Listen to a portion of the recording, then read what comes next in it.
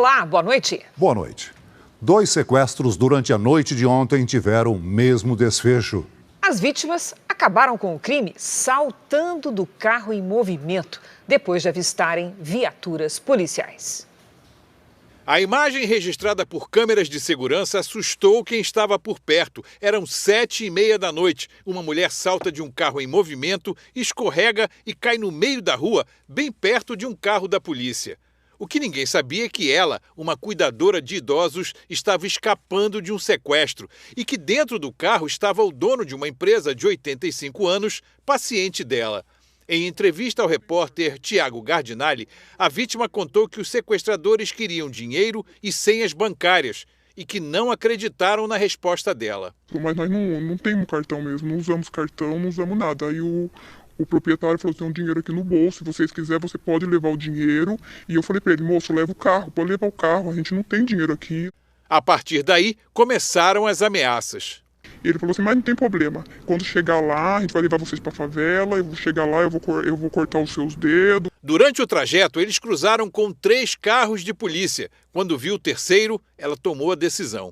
Pulei e abri a porta do carro. Aí foi quando a viatura parou de repente, né? Aí eu falei pra moça, ela falou, você tá bem? Eu falei, não, tô bem, corre, é um sequestro. Eu pedi pra correr atrás do carro. 2 homens foram presos em flagrante e levados para a delegacia. No fim da noite, um sequestro iniciado num bairro da Zona Oeste da capital paulista teve um desfecho praticamente igual aqui nesta avenida de Osasco, na região metropolitana de São Paulo.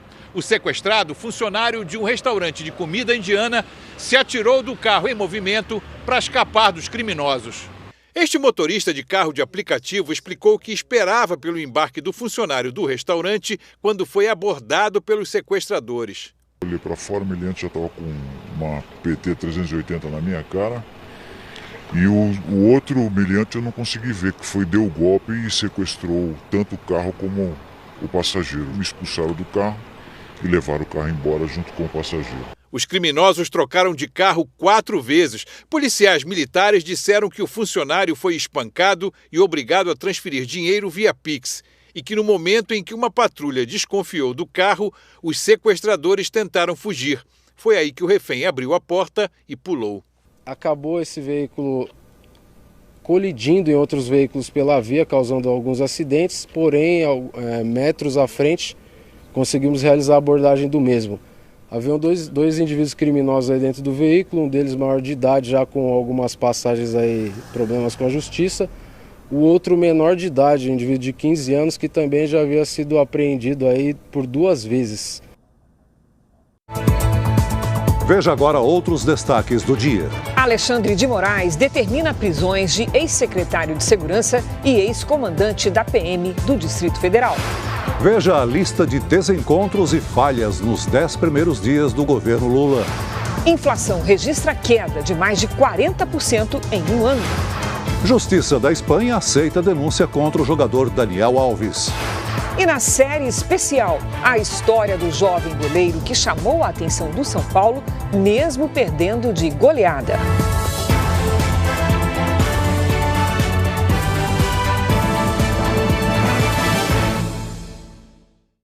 Oferecimento: cartões Bradesco, muito mais benefícios.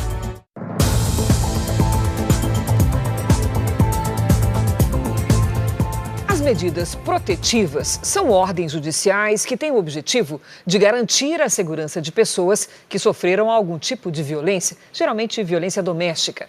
Com elas, os agressores ficam proibidos de se aproximar das vítimas. O problema é quando o pedido não é aceito pela justiça. Só no ano passado, 30 mil foram recusados, quase 12% a mais que em 2021. Eu troquei a fechadura da porta e ele tentou invadir, me ameaçou, pegou a faca e disse que ia me matar. O relato é de uma mulher que não quer mostrar o rosto. Foram 10 anos casada até que ela pediu a separação. O ex-marido não aceitou o fim do relacionamento. Foi aí que o pesadelo começou. Senti muito medo, me senti desprotegida, eu só queria ficar trancada. As agressões continuaram mesmo após a separação.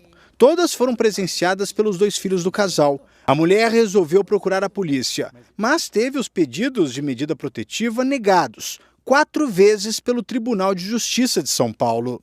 A medida protetiva pode ser solicitada por qualquer pessoa que, por algum motivo, se sente em situação de risco. O principal objetivo dessa ação judicial é garantir a segurança desse cidadão. No entanto, é preciso provar a ameaça e identificar o agressor, o que acaba se tornando um grande problema quando se trata de violência doméstica. Isso porque, na maioria das vezes, o crime acontece dentro de casa, sem nenhuma testemunha.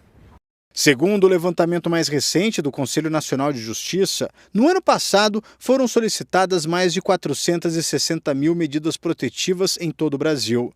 Cerca de 345 mil foram concedidas, mas outras 30 mil foram recusadas, quase 12% a mais que em 2021.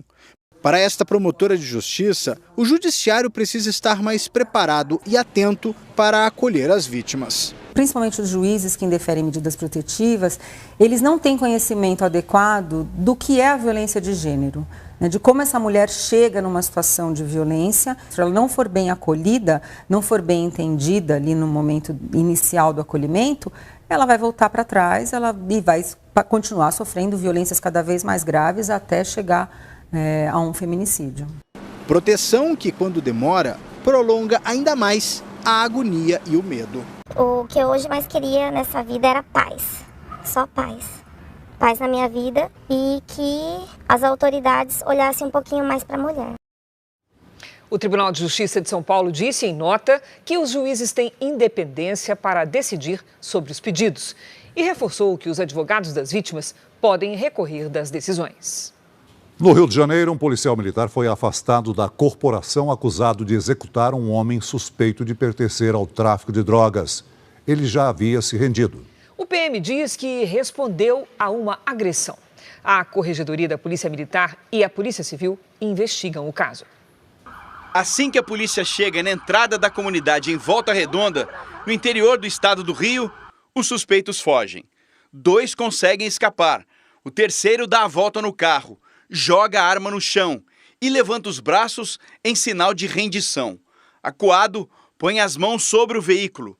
No canto do vídeo, aparece um outro homem. Ele saca a arma e dispara 3 vezes a queima-roupa. Uma execução. A paisana, quem recolhe a arma, é um policial militar que pertence à inteligência da PM. Aqui, ele age disfarçado de prestador de serviço de uma empresa de energia. Minutos depois, uma parente do suspeito assassinado se aproxima. O policial, autor dos disparos, pega um chinelo e joga contra a mulher. Ela também grava tudo com o celular. Em depoimento, o PM contou uma versão bem diferente do que mostram as imagens. O policial declarou que foi dada a voz de prisão ao suspeito, que ele não obedeceu a ordem de largar a arma e ainda fez vários disparos em direção à equipe do serviço reservado. O agente de segurança disse que revidou a injusta agressão. A versão incompatível com o teor das imagens foi o suficiente para o comando da PM afastar o policial e apreender a arma usada no crime. O agente será novamente interrogado na delegacia e a Corregedoria da Polícia Militar já abriu uma investigação. A Polícia Civil apura se as câmeras que registraram o crime fazem parte de um sistema de monitoramento do tráfico de drogas, que controla não só a ação policial na comunidade, como a atividade do movimento nas bocas de fumo. O objetivo é ter acesso ao material não editado. As imagens, sugerem um homicídio, uma execução. Nós estamos apurando, primeiramente, a origem das imagens, saber se aquelas imagens ali não sofreu nenhum tipo de adulteração, porque as imagens que estão circulando nos nossos telefones estão editadas, Pode haver uma reconstrução no caso, principalmente se não conseguirmos as imagens. Famílias denunciam a falta de ar-condicionado numa das principais maternidades públicas de Salvador. Em pleno verão, os pais usam até tampas de marmita para refrescar os recém-nascidos. E essa situação não é nova. Há 8 meses, o Jornal da Record denunciou o mesmo problema e, pelo visto, nada mudou. As imagens foram feitas na maternidade estadual Tisila Balbino, uma das mais conhecidas de Salvador. Sem climatização na enfermaria, uma mãe usa a tampa de um pote para aliviar o calor do bebê. Este não é o único problema. As poltronas de amamentação estão destruídas e o teto cheio de infiltrações. Tudo mofado, infiltrando. Este homem, que prefere não mostrar o rosto, reclama da estrutura do local, onde estão internadas a mulher e a filha recém-nascida. Indignado, sem ventilação nenhuma. A gente vê as crianças estressadas por conta do calor, as mães também. Ninguém dorme no quarto. Há 8 meses, o Jornal da Record denunciou a mesma situação. Bebês foram flagrados com brotoejas causadas pelo calor. Na época, a Secretaria de Saúde da Bahia alegou que a unidade passava por reparos na rede elétrica. A maternidade realiza cerca de 300 partos por mês, é referência aqui no estado e faz parte da Rede Cegonha, programa do SUS que visa garantir atendimento humanizado às pacientes desde a gravidez até o período pós-parto. A diretora afirma que foi realizada uma reforma no setor onde mães e bebês ficam internados por mais tempo. O próximo passo é melhorar a enfermaria. Estamos nessa finalização dessa adequação da rede elétrica para gradualmente colocando os aparelhos de ar-condicionado nas enfermarias de alojamento conjunto, que é onde mães e bebês permanecem por menos tempo.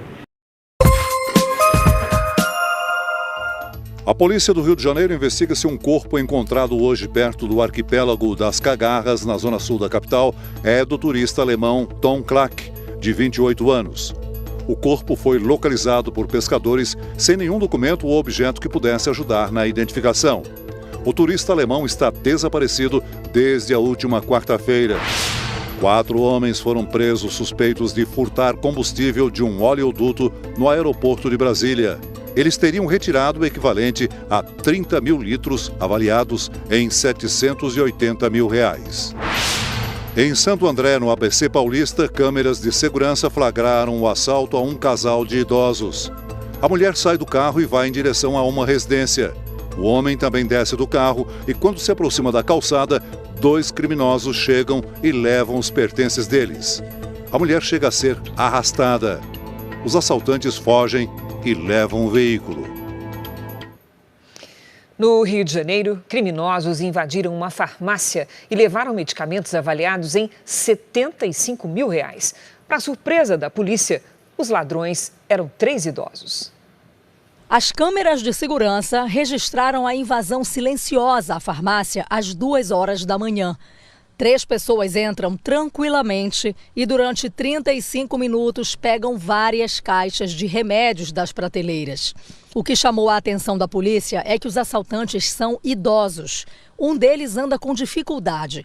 Eles levaram R$ 75 mil em medicamentos. Eles já sabiam que eles iam levar, entendeu? Parecia que era algum tipo de encomenda, porque levaram os medicamentos de referência, que são os mais caros, né?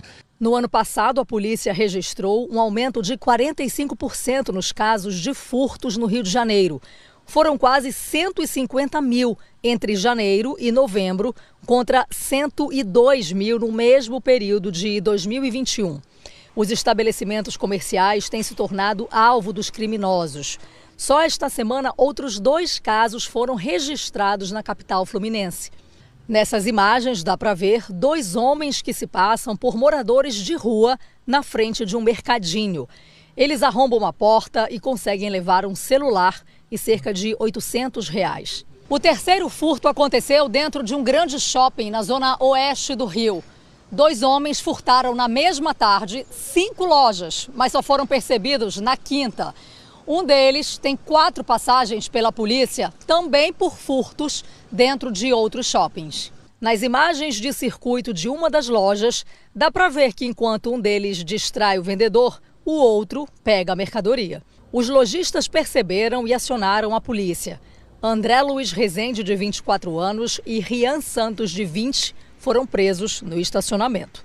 É muito ousado porque é um shopping muito grande, com uma infraestrutura enorme, com toda a capacidade tecnológica de câmeras e tudo, e mesmo assim eles apostaram em cometer esse crime nesse shopping. A prisão do filho do traficante El Chapo, no México, provocou uma onda de violência na região de Sinaloa, que abriga um dos maiores cartéis de drogas do mundo. A Record TV conseguiu chegar ao local onde ocorreram intensos confrontos entre criminosos e forças de segurança e visitou moradores que vivem aterrorizados sob a vigilância dos traficantes. A vigilância está muito maior nas ruas de Culiacán, capital do estado de Sinaloa, no México, berço de um dos maiores cartéis de drogas do mundo. Já passaram pela gente pelo menos 10 caminhonetes com os policiais na caçamba, com armas de grosso calibre.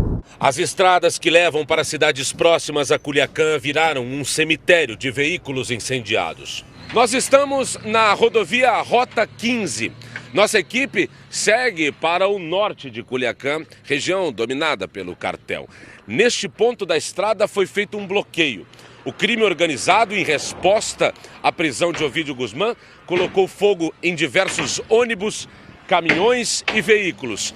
Pelo caminho, encontramos o que restou de uma batalha feroz entre as forças de segurança do México e os integrantes do cartel de Sinaloa, que tentavam impedir a aproximação das tropas ao filho de El Chapo. Ovidio Guzmán López, de 32 anos, é um dos filhos do narcotraficante Joaquim Guzmán, preso numa penitenciária de segurança máxima nos Estados Unidos desde 2019, cumprindo uma pena perpétua por tráfico de drogas e lavagem de dinheiro.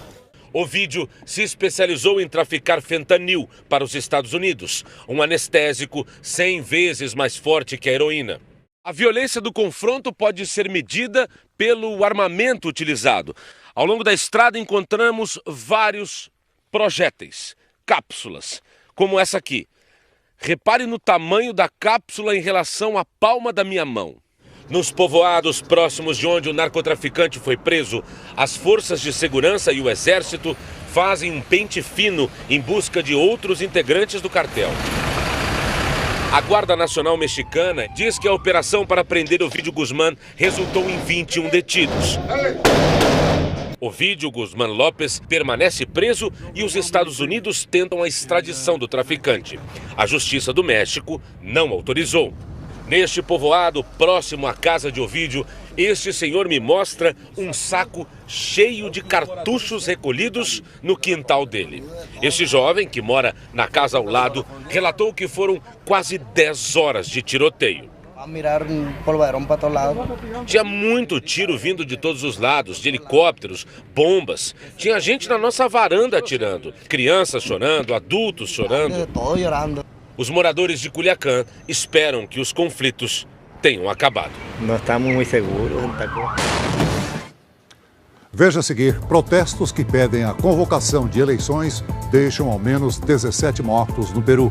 E ainda hoje, a história do jovem goleiro do São Paulo que chamou a atenção mesmo com o time perdendo de goleada.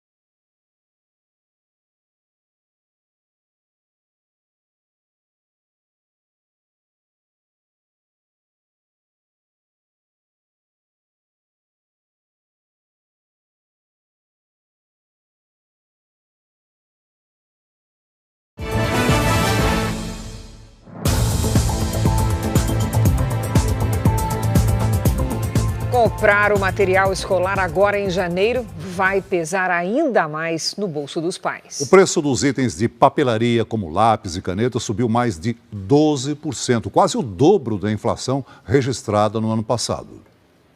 Para a lista do material escolar caber no orçamento, cada um tem uma estratégia. O Gregório pesquisou e decidiu que era hora de comprar o material da Júlia, de 4 anos, e do Lorenzo, de 7. Para levar tudo, a solução é o cartão de crédito. É parcelado no cartão, vamos ver como que eles vão fazer. Não tem como comprar à vista mais. Hoje não dá. Já a Denise economizou no fim do ano para tentar negociar. Mesmo assim, a mãe da Laura levou um susto com os preços. E o que pesa mais no material escolar agora nesse período? Os livros. Os livros são os mais caros. Está bem mais caro, bem mais caro mesmo. Os artigos de papelaria tiveram um aumento de mais de 12% no ano passado, comparando com 2021, o que é praticamente o dobro da inflação, segundo o IBGE. Quem vende sente que o cliente está cada vez mais exigente e quer preço mais baixo. Antigamente o cliente chegava, dava a lista, eu quero do melhor. Não tem mais isso não. Então o pessoal está fazendo cotação mesmo. Para Carolina, a alternativa para diminuir os gastos foi trocar. Há 3 anos, ela criou um grupo de mães para reaproveitar os livros didáticos e uniforme das filhas. Hoje, ela e mais 2 amigas coordenam voluntariamente um grupo que só aumenta e gera muita economia. O valor do item usado pode ser até 70% menor que o preço de um novo. Tem gente que não conhecia, quando conhece se apaixona.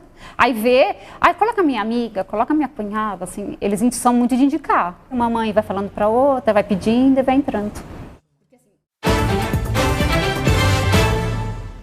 Diminuir os gastos com o material escolar neste começo de ano é assunto para a nossa Patrícia Lage, que tem sempre dicas preciosas para a gente. Oi, Pati, boa noite. Desafio, né? Sempre um desafio novo, né, Cris? Boa noite para você, para o Celso, boa noite para você de casa.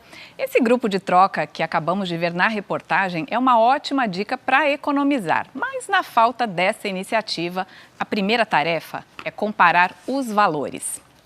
Segundo uma pesquisa feita no Rio de Janeiro, a oscilação de preços é enorme. A maior delas foi na borracha, encontrada por 40 centavos em uma loja e por mais de R$ 5,00 em outra. Já as caixas de lápis variaram de R$ 4,99 a quase R$ 50,00.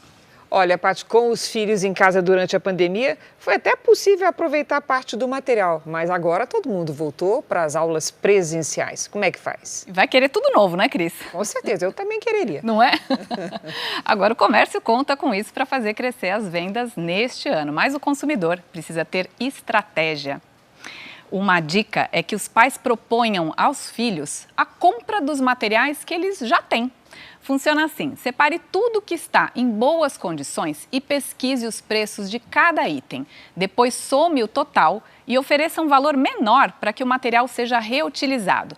Por exemplo, se a soma der R$ 100, ofereça 50. Você economiza bastante, seu filho recebe um incentivo e ainda aprende que conservar vale a pena. Outra dica é não comprar tudo agora, no início do ano, quando os preços estão mais altos. Dê preferência ao que será utilizado no primeiro bimestre e compre o restante ao longo do ano, quando os preços tendem a voltar ao normal. E atenção, as escolas não podem obrigar a compra da lista completa. Por isso, se informe sobre os itens mais urgentes. E quanto aos livros que pesam aí no orçamento, veja se a escola promove feiras de troca. Você doa os livros do ano anterior em troca dos que precisa para este ano. Cris. Feira de troca de livro é excelente ideia. Tudo de bom. Obrigada, Paty. Nos Estados Unidos, advogados encontraram num escritório particular de Joe Biden documentos sigilosos da época em que ele era vice-presidente. O local era usado por Biden em Washington. Os documentos foram encontrados em novembro do ano passado. A Casa Branca afirmou que os papéis foram devolvidos aos arquivos ainda em novembro e que o Departamento de Justiça foi acionado. O ex-presidente Donald Trump é investigado num caso semelhante. Ele teria levado documentos para casa depois de deixar a presidência do país, o que é proibido pela Constituição. O Peru impôs toque de recolher das 8 da noite às 4 da manhã na região onde houve violentos protestos contra o governo. A medida vai durar 3 dias. Ontem, ao menos 17 manifestantes e um policial morreram durante os confrontos. A cidade de Juliaca, no sul do país, enfrentou o dia mais violento desde que os protestos começaram no mês passado. Os manifestantes pedem a convocação de novas eleições e a libertação do ex-presidente Pedro Castillo. Ele foi deposto e preso em dezembro após tentar um golpe de Estado. Hoje, o primeiro-ministro peruano classificou os atos como um ataque organizado. Veja a seguir, presidente Lula enfrenta instabilidade econômica e desgaste de ministros em 10 dias de governo. E veja também, bombeiro confunde gata de estimação com jaguatirica e solta o animal numa mata de Belo Horizonte.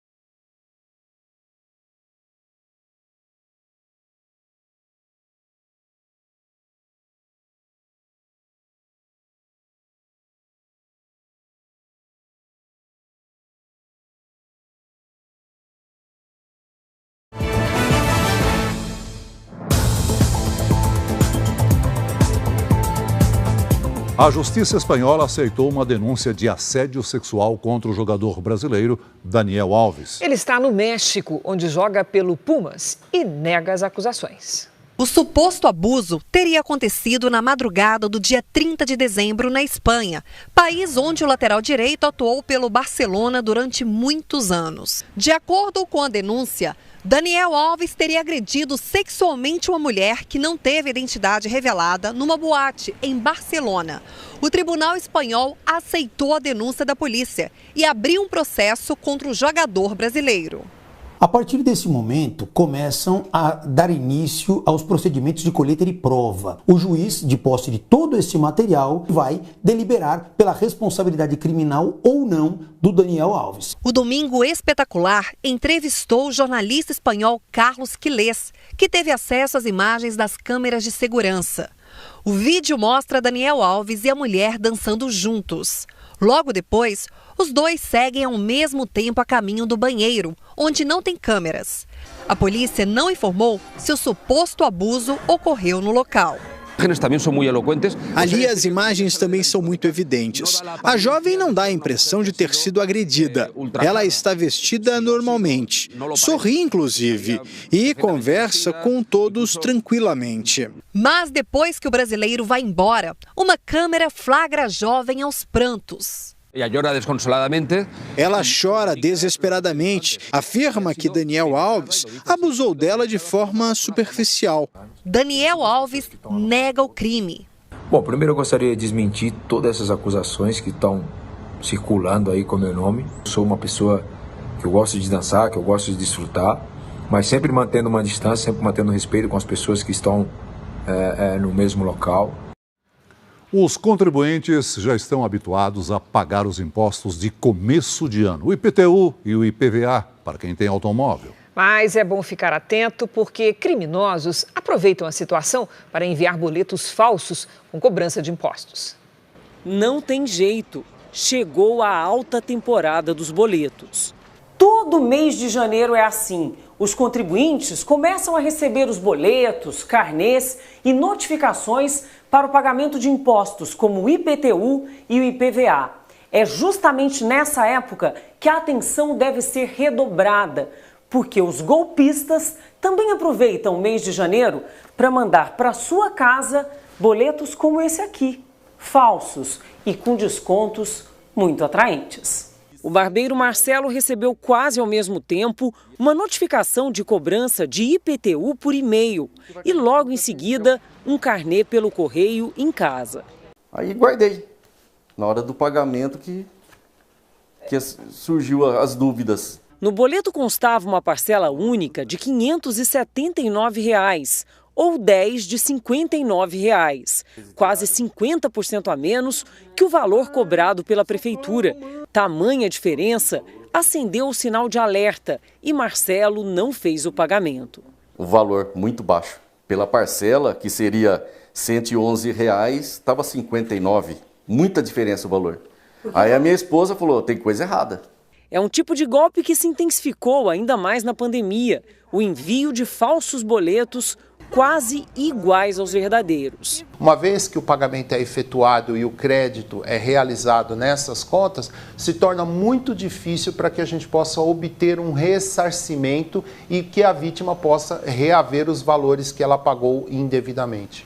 Esse especialista em direito administrativo recomenda fazer pagamentos apenas nos sites dos órgãos oficiais, como os das prefeituras, por exemplo. Recebeu eletronicamente, faça uma checagem, confira se o CNPJ bate, se os dados do emissor batem e faça uma conferência. No caso do IPVA, as regras são diferentes para cada estado. Em São Paulo, por exemplo, o imposto pode ser parcelado em até 5 vezes, com desconto de 3% na cota única.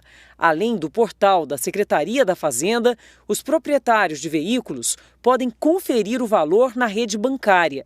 Basta informar o número do Renavan. Eu ia me atentar quando? A hora que a prefeitura mandasse um recado para mim, viu? Você está na dívida ativa. Porque eu não estaria pagando IPTU. A inflação brasileira caiu mais de 40% entre 2021 e o ano passado. Mesmo assim, ficou acima da meta estabelecida pelo Banco Central. Os dados foram divulgados hoje pelo IBGE. Uma vez na semana, a Valda vai ao mercado. Ela mora sozinha e prefere não estocar os alimentos por muito tempo. Gasta por mês em torno de R$500 com as compras. De vez em quando eu procuro gastar um pouquinho menos, que realmente está muito caro, tudo. Não dá mais para a gente comer aquilo que gosta, né? Então como eu já viajei bastante, eu digo que para sobreviver a gente vai dançando daqui, dançando dali, se virando. Para conseguir pagar as despesas, ela complementa a aposentadoria dando aulas de dança. No supermercado, faz ginástica para conseguir encher o carrinho. Um balanço divulgado hoje pelo IBGE mostra que a inflação oficial fechou o ano passado com alta de 5,79%. E os itens do grupo alimentação e bebidas foram os que mais aumentaram de preço. A cebola foi o alimento que teve a maior alta, mas a lista dos itens que ficaram mais caros em 2022 é longa. E inclui batata inglesa, leite longa-vida, frutas e ele, um dos favoritos em todo o país, o pão francês.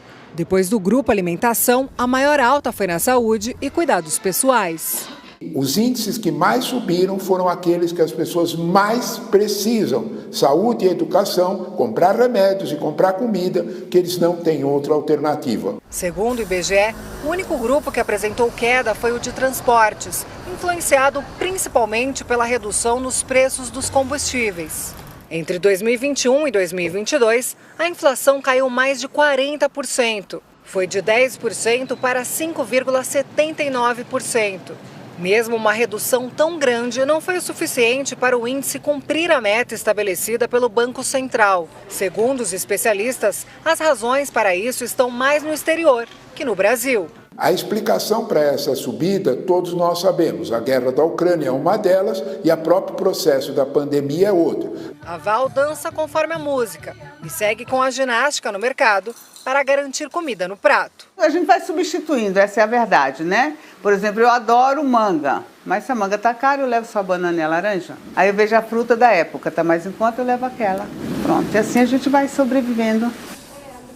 O ministro do Supremo Tribunal Federal, Alexandre de Moraes, determinou a prisão do ex-ministro da Justiça e ex-secretário de Segurança Pública do Distrito Federal, Anderson Torres.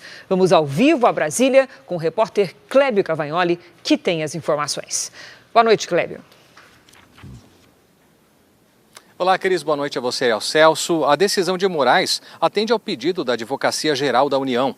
Anderson Torres ainda está em viagem aos Estados Unidos, mas deve ser preso assim que chegar ao Brasil.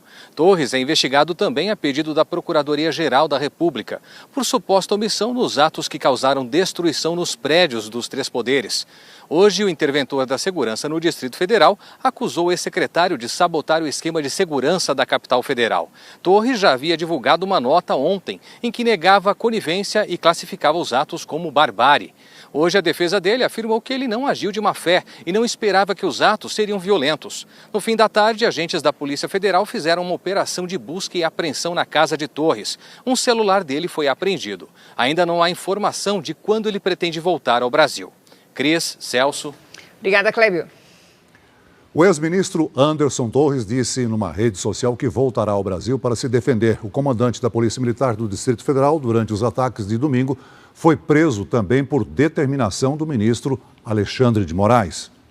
Fábio Augusto Vieira estava no comando da PM no domingo, quando ocorreu o vandalismo contra o Palácio do Planalto, o Congresso e o Supremo Tribunal Federal. O militar foi preso em casa pela Polícia Federal. A cúpula da Polícia Militar do Distrito Federal é investigada pela suposta conivência e omissão com as invasões. Mais cedo, em evento da Polícia Federal, Alexandre de Moraes afirmou que todos os responsáveis pelo ataque serão punidos. Dentro da legalidade, dentro da Constituição da Polícia Federal, as instituições irão punir todos os responsáveis, todos, aqueles que praticaram os atos, aqueles que planejaram os atos, aqueles que financiaram os atos e aqueles que incentivaram por ação ou omissão, porque a democracia irá prevalecer.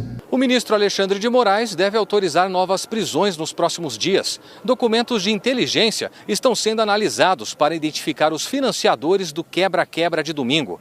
A Advocacia Geral da União também já enviou uma lista com mais de 100 nomes de empresas supostamente envolvidas nos atos à Justiça Federal do Distrito Federal.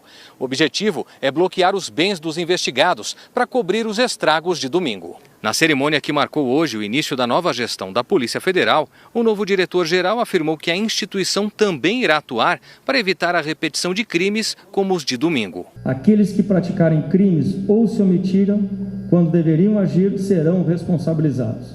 A Polícia Federal, no limite das suas responsabilidades, não irá tolerar ataques à democracia. Mais de 1.500 pessoas, entre envolvidas nos ataques e manifestantes que acampavam em frente ao quartel-general do Exército, foram encaminhadas para a Academia Nacional de Polícia em Brasília. Por questões humanitárias, foram liberados 600 detidos, entre idosos, pessoas com problemas de saúde, em situação de rua e mães acompanhadas de crianças. Segundo as forças de segurança, recursos como análise de DNA, o reconhecimento facial, a ação nas redes sociais e a localização de celulares estão sendo minuciosamente checados para a identificação de todos que atuaram na destruição do patrimônio público. A Polícia Federal divulgou agora há pouco o número atualizado de presos. Até agora, 712 pessoas foram presas por participação nos atos de vandalismo do último domingo. Equipes da presidência ainda trabalham no Palácio do Planalto 2 dias depois dos ataques. A perícia ainda não terminou na sede do governo brasileiro. Hoje, um drone da Polícia Federal sobrevoou o prédio durante a tarde para avaliar os danos. O presidente Lula passou o dia no Planalto e se reuniu com ministros. Juntos, fizeram um balanço dos atos de vandalismo do domingo. Eu acho que a democracia é fortalecida desse episódio.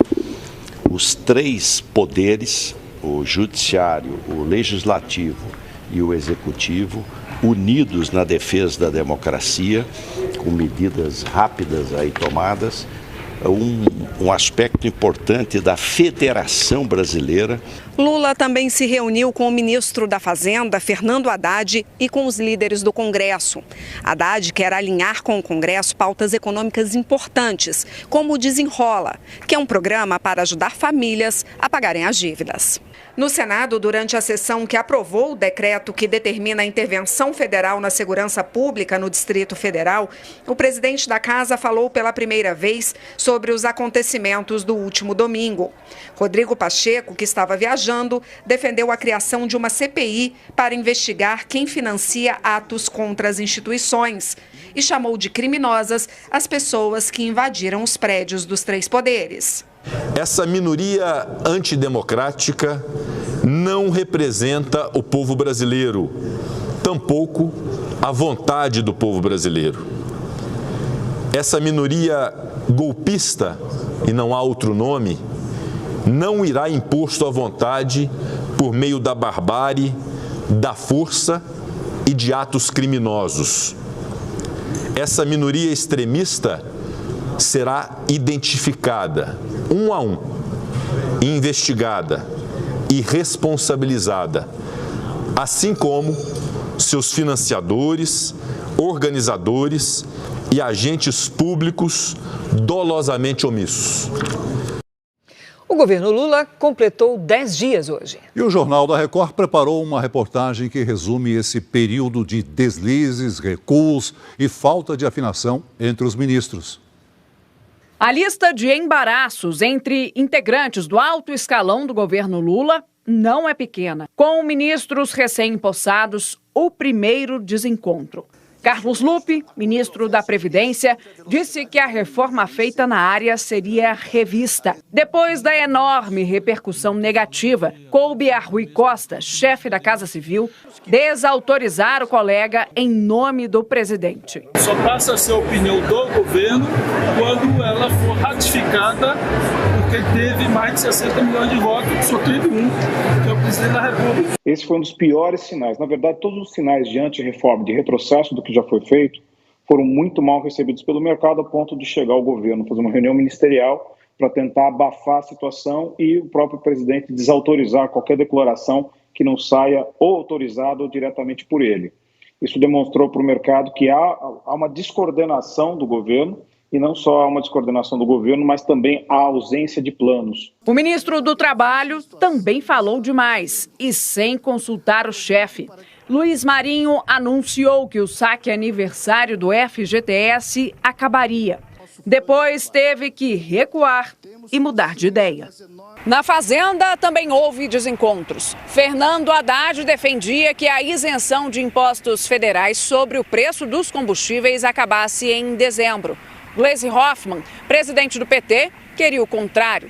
No fim, a repercussão negativa obrigou Lula a prorrogar a isenção por 3 meses. Fernando Haddad, ministro da Fazenda, também contribuiu com mais uma notícia que repercutiu mal. Depois de receber o embaixador argentino para discutir a criação de uma moeda única para o Mercosul, teve que recuar e desmentir. Totalmente prejudicial, mostra para o mercado que é o que investe dinheiro no país, que a República não está organizada e que pode ser um alto risco investir no país, sendo que o próprio governo não conversa entre si. O novo governo também já enfrenta problemas com o passado de membros do alto escalão. Daniela Carneiro, ministra do Turismo, é acusada de ter ligações com milicianos. Fotos da primeira candidatura da ministra à Câmara dos Deputados mostram proximidade com Juraci Alves Prudêncio,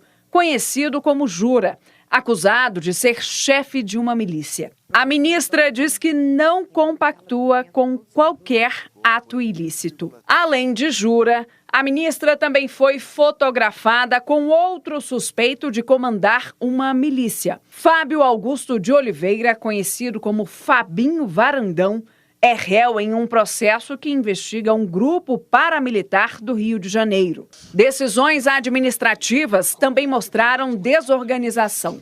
O governo editou medida provisória que retirou da Agência Nacional de Águas a competência para regular obras de saneamento básico, o que causou desconforto e preocupação no mercado. Agora, o governo avalia voltar atrás.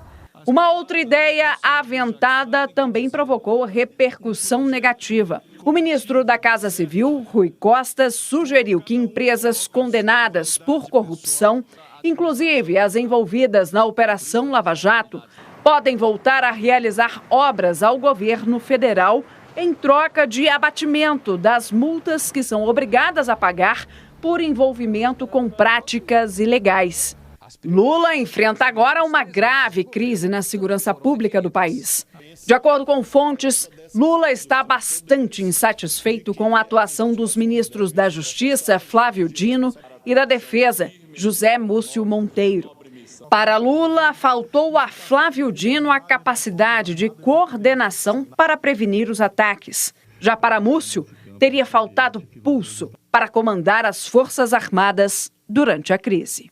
Por isso é que eu acho que o presidente da República tem que ficar à frente disso, que se os ministros não se afinarem, isso vai trazer problema. Talvez seja o início de governo mais atribulado desde a redemocratização. Nós vemos o mercado oscilando bastante nessas 2 semanas, sendo com grandes altos e com grandes quedas, principalmente nas bolsas de valores, exatamente pela ausência de informação. Então nós estamos num ponto em que não sabemos prever o futuro. Estamos aguardando que o governo nos dê o norte, principalmente daquilo que vai ser feito. O ex-presidente Jair Bolsonaro recebeu alta médica nos Estados Unidos. Bolsonaro foi a um hospital de Orlando após sentir dores abdominais, que, segundo ele, são consequência do ataque à faca que sofreu em 2018.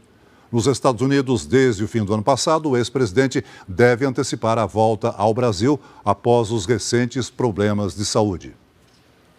Enquanto 50 cidades do Rio Grande do Sul estão em situação de emergência por causa do tempo seco, cidades de São Paulo e de Minas Gerais sofrem com as chuvas. Vamos conversar com a Lidiane Sayuri. Oi, Lid, boa noite. Até quando segue esse desequilíbrio aí nas chuvas? Vamos lá, Cris. Boa noite para você. Oi, Celso. Boa noite. Boa noite a todos que nos acompanham. Essa situação dura mais um tempo bom aí, viu? A chuva deve diminuir aos poucos sobre o sudeste e o centro-oeste e aumentar no sul no final do mês de janeiro. Mas a quantidade de água está longe de reverter os estragos causados pela seca. Nesta quarta-feira, o sol aparece e a umidade relativa do ar atinge valores críticos à tarde. No Sudeste, a chuva será mais isolada, ou seja, atinge uma cidade e outra não.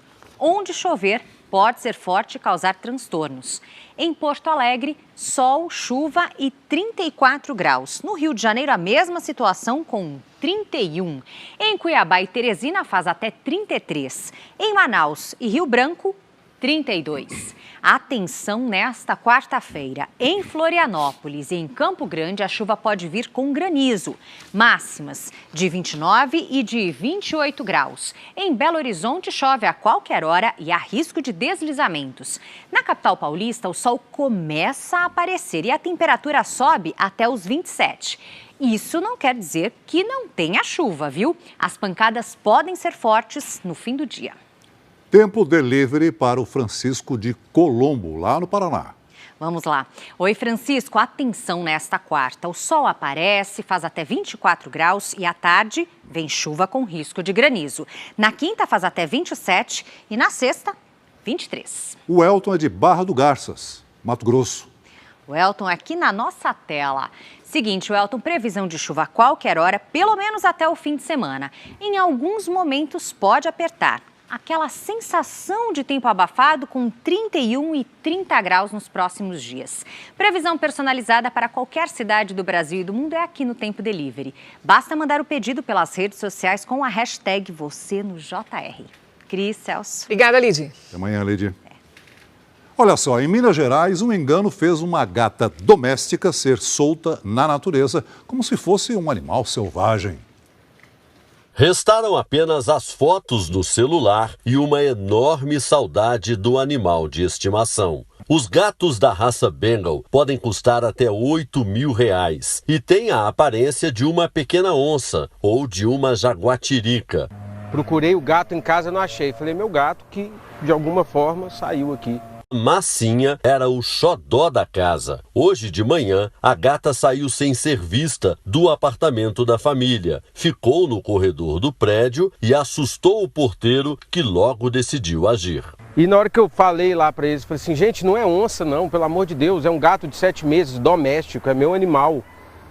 O porteiro já tinha chamado o corpo de bombeiro já tinha entrado no prédio, já tinham classificado o animal como um gato selvagem, levado o animal. A gata foi solta nesta área particular, dentro de um bairro residencial.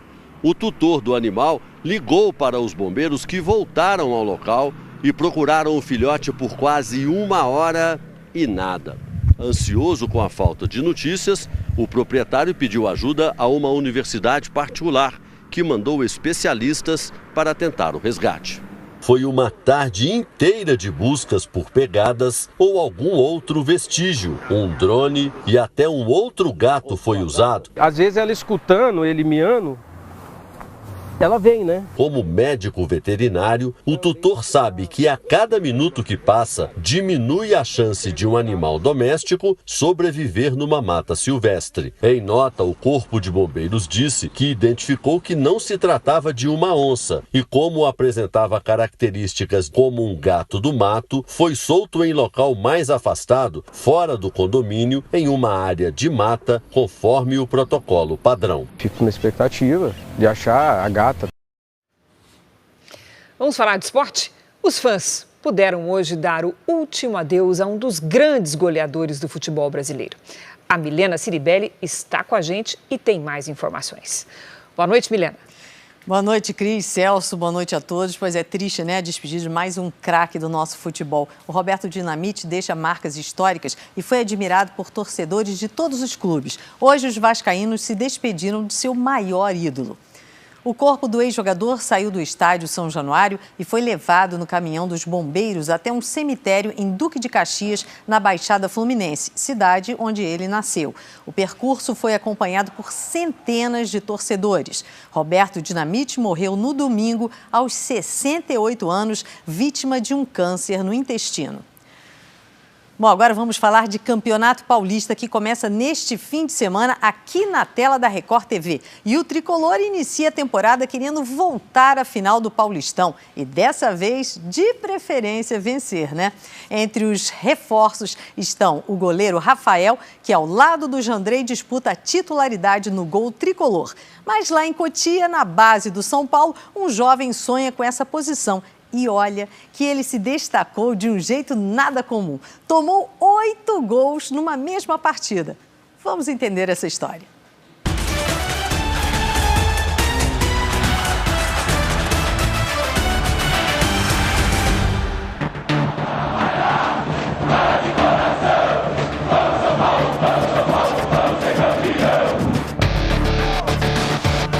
O Arthur tem 18 anos e treina na base do time que tem como ídolo maior e técnico um goleiro. Ele nasceu em Salvador, chegou a treinar no Vitória, mas as oportunidades na capital baiana não deram muito certo. É difícil. Nos treinos lá, no Vitória, eu sabia que eu estava errando errando todos os trabalhos e aí chegava a chorar, né? Cheguei a chorar em alguns treinos, mas consegui dar a volta por cima. Ele precisou ir para Jacuípe, no interior, onde se firmou no clube da cidade e teve a oportunidade de jogar torneios nacionais. E o destino fez esse garoto de quase 2 metros cruzar com o São Paulo. O convite para fazer parte da base do clube aconteceu de um jeito inusitado. Foi numa Copa do Brasil Sub-17, disputada em 2021, que ele chamou a atenção da diretoria do São Paulo. O mais curioso é que foi contra o Tricolor Paulista e o São Paulo acabou ganhando do time dele, a Jacuipense, por 8-2. E mesmo assim, mesmo levando 7 gols só no primeiro tempo, o Arthur foi considerado um dos melhores jogadores em campo e teve a chance de trabalhar aqui no centro de Cotia, que é considerado um dos melhores do Brasil. Gol teve bastante do lado de lá, né? Agora, do meu time, pelo menos, eu acho que eu fui o melhor. Hoje ele mora no centro de treinamento em Cotia, na Grande São Paulo, e trabalha diariamente para também entrar na história de grandes goleiros do clube. Sete, que foi 2 vezes campeão mundial e da Libertadores com o São Paulo, é um dos preparadores do Arthur. Mas para o garoto baiano, a alegria foi conhecer Rogério Ceni. Tive a oportunidade já de treinar com o professor Rogério também, lá no profissional. E aí é uma alegria imensa, né? Inspiração. Tem esses 2 goleiros aí trabalhando comigo. É uma realização de sonho, né? Eu nunca imaginaria que eu apertaria a mão do Rogério Ceni, do Zete. Enquanto os jovens da base ainda não são aproveitados no time profissional, Rogério Ceni pediu a contratação de um goleiro experiente para a disputa do Campeonato Paulista. Rafael, de 33 anos, que já atuou no Cruzeiro e Atlético Mineiro, foi o escolhido. É um sonho que eu estou vivendo, é um privilégio poder vestir essa camisa, de poder defender esse clube tão gigantesco que é o São Paulo. Ele deve brigar com Jandrei e Felipe Alves para ser o titular no time. E não se assusta com a responsabilidade de ter como técnico o maior goleiro da história do clube. Para mim, profissionalmente vai ser muito bom, porque eu vou poder absorver tanta coisa que ele tem para nos passar, e isso com certeza vai ser algo que eu vou levar para a minha carreira inteira e vou evoluir não só como profissional, mas como pessoa. Para chegar até aqui, o início dele também foi difícil. Com 14 anos, após perder um jogo tomando gol no último minuto, o Rafael quase desistiu da carreira. Precisou o pai dele intervir para que ele voltasse aos campos. Você não me pediu tanto, não era 1 ano na minha orelha chorando para que eu pudesse ir e tudo mais. Agora, na primeira dificuldade que você teve, você vai desistir? Você vai jogar seu sonho fora por conta de um erro? E aí ele falou assim, ó, o erro, ele nunca nos define. A gente pode aprender com ele, mas o erro, ele não nos define, ele não define quem você é. Aprenda com ele, mas saiba quem você é e que você vai dar a volta por cima. E isso foi muito importante, marca para mim até hoje. Depois de um campeonato brasileiro abaixo das expectativas, Rogério Ceni quer levar o tricolor de volta à final do Paulistão e dessa vez sair com o título. No ano passado, o clube deu um show na primeira partida, 3-1 contra o Palmeiras. Mas no segundo jogo, tomou 4 gols na virada. O Campeonato Paulista tem transmissão exclusiva da Record TV. O São Paulo estreia no dia 15 de janeiro, em casa, contra o Ituano.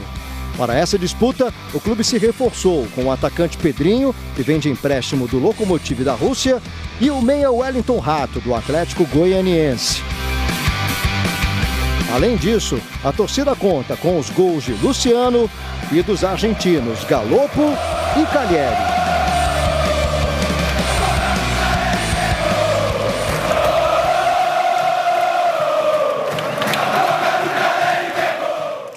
Boa sorte para o São Paulo neste Paulistão. Agora, uma notícia para a torcida corintiana. O atacante Yuri Alberto, que estava emprestado pelo Zenit da Rússia, fechou o contrato e deve jogar no Timão até 2027. Os corintianos estão sorrindo, felizes da vida, né? É isso aí, Cris, Celso. Eu volto amanhã com outras notícias do Paulistão. Boa noite. Até amanhã, Milena. Obrigada. E uma última e ótima notícia. Sabe aquela gatinha que foi confundida com uma onça? Estava desaparecida? Ela foi encontrada e já voltou para casa lá em Minas Gerais. Depois que ela crescer, nós vamos tirar a teima. Sim. O Jornal da Record termina aqui. A edição de hoje na íntegra e também a nossa versão em podcast estão no Play Plus e em todas as nossas plataformas digitais. E à 00:30 tem mais Jornal da Record. Fique agora com a novela Jesus. E logo depois de Amor Sem Igual, tem A Lei e o Crime. Ótima noite para você. Boa noite.